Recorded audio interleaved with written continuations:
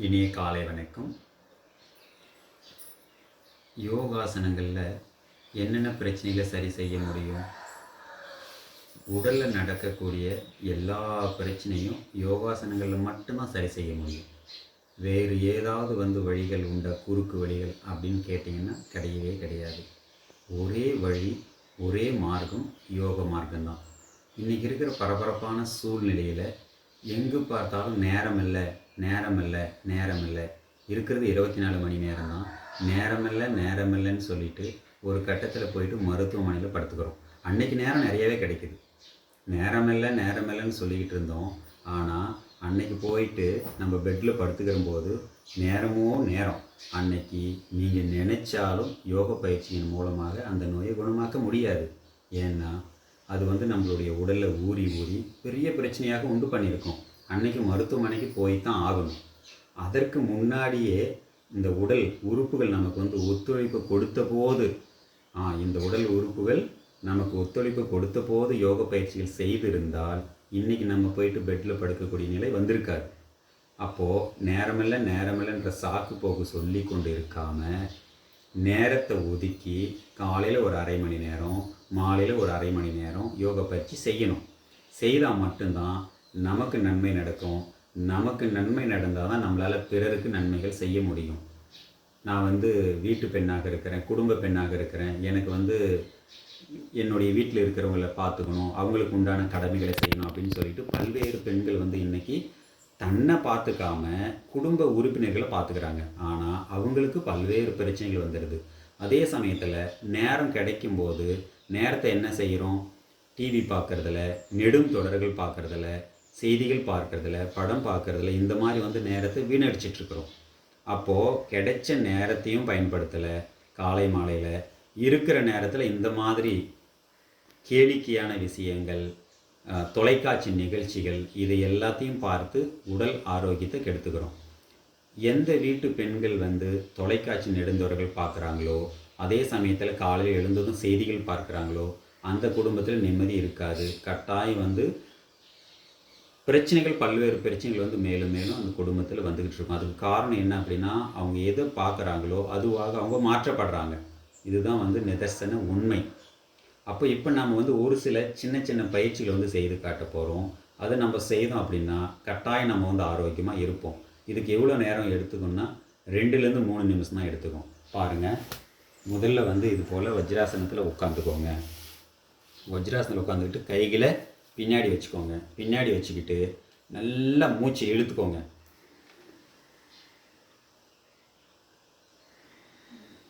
கீழே வரும்போது மூச்சை விட்டுக்கிட்டே வாங்க. மீண்டும் மூச்சு இழுத்துக்கிட்டே மேலே போங்க.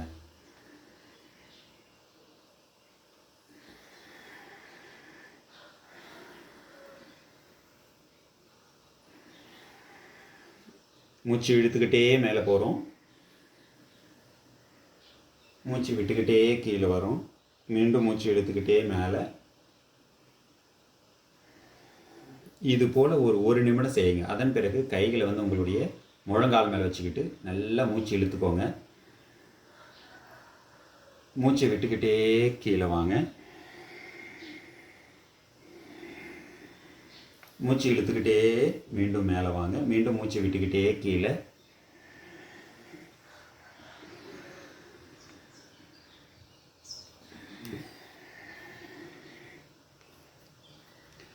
எவ்வளோ எளிமையாக இருக்குதுன்னு பார்த்தீங்க. இப்போது இதில் எந்த அளவுக்கு நம்மளுடைய இருதயமும் நுரையீரலும் விரிவடையுதுன்னு பாருங்கள். இன்றைக்கி எத்தனையோ பேர் மூச்சு சார்ந்த பிரச்சனைகள் அனுபவிச்சிட்ருக்கோம். அதுக்கு காரணம் சுற்றுச்சூழல் மாசு. சுற்றுச்சூழலை எந்த அளவுக்கு அதீத அளவில் கெடுக்கணுமோ அந்த அளவுக்கு நம்ம கெடுத்து வச்சுருக்கோம். இன்றைக்கி பார்த்திங்க அப்படின்னா இயற்கையை சீரழிச்சிட்டு நம்ம வாழ நினைக்கிறோம். இயற்கை நம்மளை வாழ வைக்குமா? ஒரு கேள்விக்குறி போட்டு வைங்க. இயற்கையை சீரழிச்சிட்டு எப்படியெல்லாம் இயற்கையை கெடுக்கணும் அப்படிலாம் கெடுத்துட்டு நம்ம நிம்மதியாக வாழ முடியுமா? கட்டாயம் வாழ்வதற்கு உண்டான வாய்ப்புகளே இல்லைன்னு தான் சொல்லணும். ஏன் அப்படின்னா இயற்கையாக என்றைக்குமே இருந்தால் மட்டும்தான் நம்ம ஆரோக்கியமாக இருக்க முடியும். இன்றைக்கி நம்மளுடைய ஆரோக்கியத்தை மக்கள் அந்த பணமாக்கிட்டு இருக்கிறாங்க அப்படின்னா எங்கெல்லாம் வியாபாரம் நடக்குதுன்னா மக்களை வச்சு மட்டும்தான் வியாபாரங்கள் நடந்துகிட்ருக்கு. அப்போது நம்ம விழிப்புணர்வோடு இருந்தால் மட்டும்தான் எது நமக்கு தேவை எது தேவையில்லை அப்படின்றத புரிஞ்சிக்க முடியும். இப்போ இந்த ஒரு சின்ன பயிற்சி தான் இதை நம்ம வந்து செய்யணும். எவ்வளோ எளிமையாக இருக்குன்றது நீங்கள் செய்து பார்த்தீங்கன்னா தெரியும். அதே மாதிரி இந்த சமையல் அறையில் வந்து இன்றைக்கி பார்த்தீங்க அப்படின்னா பெண்கள் வந்து நிறைய நேரத்தை ஒதுக்குறாங்க. அந்த சமையல் அறையில் இருந்துக்கிட்டே ஒரு சில பயிற்சிகள் பண்ண முடியும். இப்போ நீங்கள் வேலை செய்துக்கிட்டே அதையும் வந்து பார்ப்போம். எழுந்து நின்றுக்கலாம். இப்போது சமையல் கட்டிலுக்குள்ளார இருக்கிறோம். அவங்க ஏதோ ஒரு வேலை செய்துட்டு இருக்கட்டும். எந்த வேலை செய்தாலும் கால் வந்து சும்மா தானே இருக்குது ஒரு சில நேரங்களில். அதுக்கு பார்த்தீங்கன்னா இந்த தாடாசனம். இப்போ பார்த்தீங்கன்னா அதிக நேரம் வந்து நின்று கொண்டு பயணம் செய்கிறது, இல்லை நின்று கொண்டு வேலை செய்கிறது, இந்த மாதிரி நேரங்களில் நின்றுக்கிட்டு தான் இருக்கிறோம். சமையலறையில் நம்ம நின்றுக்கிட்டு தான் இருக்கிறோம். அப்போ நீங்கள் இது வந்து தாடாசனம். நீங்கள் தாடாசனம் செய்யினாக்கா அதுக்கு பல்வேறு நிலைகள் இருக்குது. இது போல் நீங்கள் வந்து கைகளை கூட நீங்கள் உயர்த்த தேவையில்லை. பொதுவாக நீங்கள் இந்த காலை வந்து பாருங்கள், நல்லாவே தெரியுது. அந்த முன் பாதத்தில் நம்ம நிற்க போகிறோம். இப்போது நெடுந்தூரம் வந்து நின்று பயணம் செய்யக்கூடியவங்க, இப்போ சமையல் அறையில் நெடுநேரம் வந்து நின்றுட்டுருக்கிறவங்க, நீங்கள் எந்த வேலையாவது செய்யுங்க. இது போல் நின்றுக்கோங்க. நின்றுக்கிட்டு உங்கள் வேலைகளை செய்துக்கிட்டே இருங்க. இது எவ்வளோ நேரம் நிற்கலாம், உங்களால் எவ்வளோ நேரம் நிற்க முடியுதோ. இதுக்கு வந்து இவ்வளோ நேரம் நிற்கணும் அப்படின்றது கிடையாது. நீங்கள் சமையலறை இருக்கிற நேரங்களில் இந்த பொசிஷனில் எவ்வளோ நேரம் உங்களால் நிற்க முடியும் நின்று பாருங்கள். அந்த அளவுக்கு ஒரு உத்வேகமான ஒரு ஆற்றல் உங்களுக்குள்ளார வந்து போகிறத நீங்கள் பார்க்கலாம். இதில் அவ்வளோ விஷயம் இருக்குது. சற்று நேரம் வந்து இந்த ஆசனத்தில் நில்லுங்க. இப்போ உங்களுக்கு கைக்கு எந்த வேலையும் இல்லையா, கைகளை வந்து மேலே உயர்த்திக்கோங்க. இன்னைக்கு இடுப்பு வலி, அதுக்கப்புறம் மாதவிடாய் காலங்களில் வந்து பெண்களுக்கு வயிற்று வலி, இவ்வளோ பேர் வந்து அனுபவிச்சுட்டு இருக்கிறீங்க. அனுபவித்தாலும் அப்போ உடனே ஞாபகம் வர்றது என்ன அப்படின்னா, வலினாலே உடனே வந்து வலி மாத்திரைகள் போட்டுக்கிறது. இந்த வலி மாத்திரைகள் போடுறதுனால உங்களுக்கு இருதயம் சார்ந்த தொந்தரவு வருது அப்படின்றத யாரும் கவனிக்கிறதும் கிடையாது. இருதயம் சார்ந்த தொந்தரவு வந்த பிறகு ஏன் வந்ததுன்னு யாரும் ஆராய்ச்சி பண்ணுறதும் கிடையாது. வந்துடுச்சா உடனடியாக போயிட்டு லட்சக்கணக்கில் செலவு பண்ண. ஆனால் எல்லாராலையும் லட்சங்கள் செலவு பண்ண முடியுமா? முடியாது. அப்போது லட்சங்களே செலவு பண்ண தேவையில்லாத ஒரு விஷயம்தான் இந்த இருதயம் சார்ந்த பிரச்சனைகள். நம்மளால் வந்து அந்த இருதயம் சார்ந்த பிரச்சனைகள் வராமையும் தடுக்க முடியும். இது ஒரு எளிமையான பயிற்சி. அது நம்ம இந்த சமையலறையில் எப்படி, அதுக்கு அடுத்து உங்களுடைய கால்கள் வந்து ஓய்வாக இருக்கிற போது இப்போது ஏகபாதாசனம். இந்த ஏகபாசானத்தை நீங்கள் முழுமையாக பண்ணணும். இது கிச்சனில் நாம் வந்து சமையலறையில் பண்ணிகிட்டு இருக்கணும்னு கிடையாது. கால் சும்மா இருக்கா, சும்மா ஒரு காலை தூக்கி மேலே வச்சுக்கோங்க. உங்கள் வேலையை செய்துட்ருங்க. இப்போ நீங்கள் ஏதாவது வந்து ஒரு வறுத்துக்கிட்டு இருக்கிறீங்க கடாயில் வச்சுக்கிட்டு, அந்த நேரத்தில் உங்களுடைய ஒரு 2 காலும் தரையில் தானே இருக்குது. ஒரு காலை தூக்கி மேலே வச்சுக்கோங்க. ஐயோ என்னால் வந்து ஒரு காலை வந்து தூக்கி வச்சுக்கிட்டு முடியல. அப்போது உங்களுக்கு வந்து ஏதாவது ஒன்று முன்னாடி இருக்கும், அங்கே சப்போர்ட்டில் நின்றுக்கோங்க. இப்போ சமையலறை பார்த்தீங்க அப்படின்னா அங்கே ஏதாவது வந்து இருக்குது இல்லைங்களா, ஒரு தடுப்பு சுவர். அந்த தடுப்பு சுவரை ஒட்டி நின்றுக்கோங்க. ஒட்டி நின்றுக்கிட்டு உங்களுடைய வேலையை நீங்கள் செய்யுங்க. அதீத ஆற்றல் வந்து இதில் கிடைக்கும். சோர்வே அடைய மாட்டீங்க. அப்போது அதே சமயத்தில் இப்போ நீங்கள் வலது காலை மேலே வச்சுருக்கிறோம், மீண்டும் என்ன பண்ணுறீங்க, காலை மாற்றி வச்சுக்கோங்க, இடது காலை வச்சுக்கோங்க. இருக்கிறதுலேயே ஒரு எளிமையான ஒரு சிறந்த ஆசனம் எது அப்படின்னா இந்த ஆசனம் தான். இப்போ நீங்கள் நெடுதூரம் வந்து பயணம் பண்ணுறீங்க. இப்போ ரயிலில் வந்து நெடுதூரம் நின்று கொண்டு பயணம் பண்ணுறோம். நின்றுக்கிட்டே கூட சிரமப்பட்டுக்கிட்டு இருப்போம். ஆனால் அந்த நின்ற நிலையையே நம்ம வந்து ஆசனமாக மாற்ற முடியும். நம்ம எவ்வளோ தூரம் நின்றுக்கிட்டு போனாலும் ஐயோ நான் நின்றுட்டு வந்தேன் அப்படின்ற கழிப்பே நமக்கு இருக்காது. இதெல்லாம் எத்தனை பேர் சொல்லித்தரோம், இல்லை எத்தனை பேர் சொல்லி கொடுத்தா நம்ம கேட்குறோம் அப்படின்னு பாருங்கள். இன்றைக்கி பார்த்தீங்க அப்படின்னா நீங்கள் ட்ரெயினில் பயணம் பண்ணும்போது ஆயிரக்கணக்கான பேர் வந்து நின்றுக்கிட்டு தான் போயிட்டுருக்குறாங்க. ஏன்னா மக்கள் தொகை அந்த அளவுக்கு இருக்குது. எல்லாருமே வந்து மாநகரத்தை நோக்கி ஓடிக்கிட்டு இருக்கிறோம்.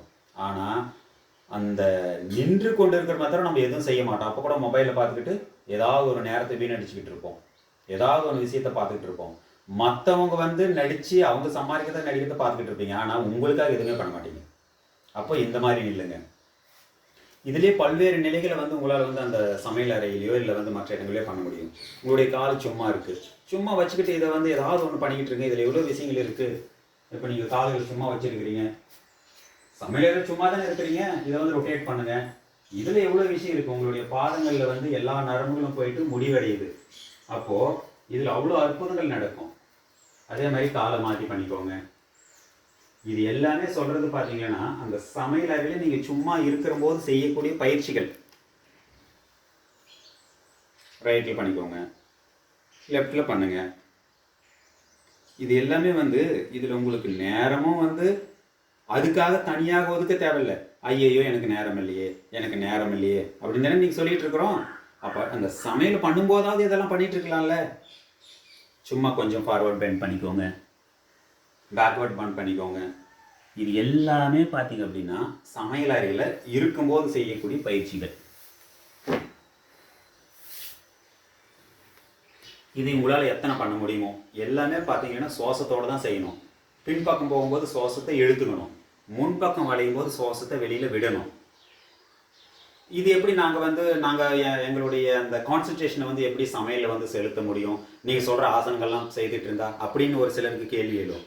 கட்டாயம் அப்படி கிடையாதுங்க. நீங்கள் உடல் மேலே அக்கறை வச்சுருக்கிற போது அந்த சமையலும் அவ்வளோ சிறப்பாக வரும். ஏன்னா உங்கள் மனசு வந்து எங்கேயுமே அலைப்பாயாமல் இருக்கும்.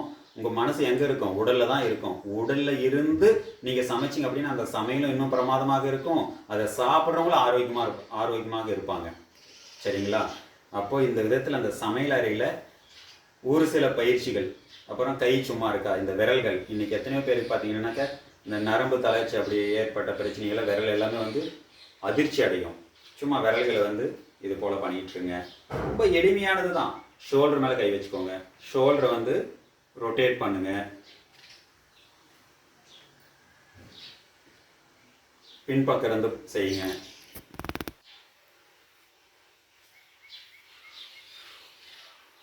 இது போல இன்னைக்கு என் குழந்தைங்களுக்கு வந்து நினைவாற்றல் இல்லை அப்படின்னு சொல்லிட்டு பல வந்து பேர் சொல்லிட்டு இருக்கிறோம். அந்த நினைவாற்றல் எங்கே வரும்? ஒன்று சாப்பாடு ஆரோக்கியமாக கொடுக்கறதில்ல, அதுக்கடுத்து சாப்பிட்ட சாப்பாடு செரிமானம் ஆச்சா இல்லையா அப்படின்னு கூட பார்க்கறதில்ல. பாருங்க, பத்மாசனம் உன் பிள்ளைங்களை போட வைங்க. இன்னைக்கு வந்து நேரமில்லைன்னு சொல்லிக்கிட்டு நேரத்தை முழுக்க வீணடிச்சுக்கிட்டு இருக்கிறோம். ஒரு கட்டத்தில் நேரம் முழுமையாக கொடுத்தாலும் நம்மளால் செய்ய முடியாது. பத்மாசனத்தில் பிள்ளைங்களை வந்து சின்ன பிள்ளைங்கள்லேருந்தே சொல்லி கொடுங்க. நேர நிமிர்ந்து உட்காந்துக்கிட்டு முடிஞ்சால் முன்னாடி வளைஞ்சிக்கலாம்.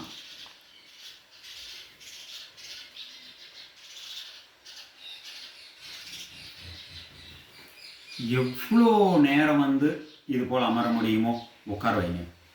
பிள்ளைங்களை வந்து உட்கார வைங்க. அதுக்கடுத்து நீண்ட தூரம் நடக்கிறது, ஓடுறது, இதனால் வந்து பார்த்திங்க அப்படின்னா அவங்களுக்கு வந்து காலில் வலி, இன்றைக்கி கூட பார்த்திங்க அப்படின்னா தொடை பக்கமாக வலி, முழங்கால் வலி, கால் வலி, எவ்வளோ பிரச்சனைகள் வந்து அனுபவிச்சுட்டு இருக்கிறாங்க. அது எதுக்காக வலிக்குதுன்னே தெரியாது, இருந்தாலும் வந்து வலி அனுபவிப்பாங்க. அந்த நேரத்தில் என்ன பண்ணுங்க, இது போல் சுத்த வஜ்ராசனம்.